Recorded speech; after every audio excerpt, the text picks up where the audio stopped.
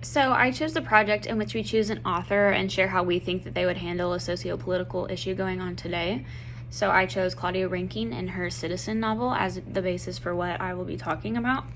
So when thinking about the position that Rankine would have on rights for transgender African American women, there's not much hesitation in thinking that she would support them.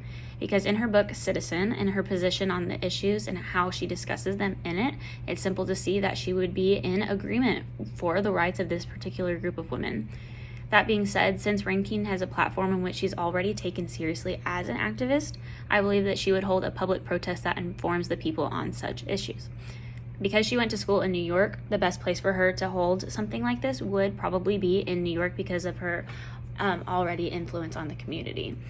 So she could do it in Central Park, and in Central Park there's an area in it that would be big enough to hold a large crowd while also being intimate enough to share her ideas and thought about the Black transgender women, so Sheep Meadow. The steps that she would take would be minimal, sharing the event through social media, putting up posters, and also like finding speakers and microphones so her voice could be heard through the crowd. So her credibility for this is awesome because she is not only in the Black community, but she is an African American woman as well. Because these transgender women are women, Rankine can explain her trials of being a Black woman in America and share how being transgender would make that even harder. She would be able to talk about her experience in statistics and proper analysis of the situations at hand. So some of the things that made me believe that she would be so pro rights for trans Black women are some clips from her book. At the end of a brief phone conversation, you tell the manager you're speaking with that you will come by his office to sign the form. When you arrive and announce yourself, he blurts out, "I didn't know you were Black."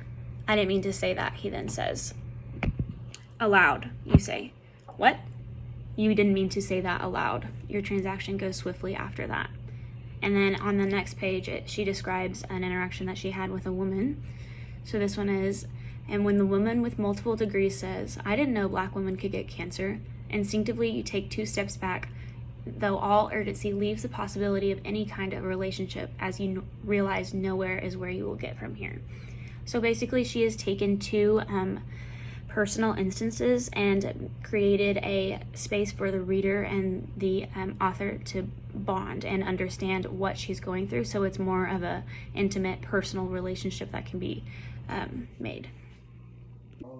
This all being said, I just felt like Rankine would have a very powerful platform in speaking on the rights for Black trans women because she is such an influence on the community to start off with.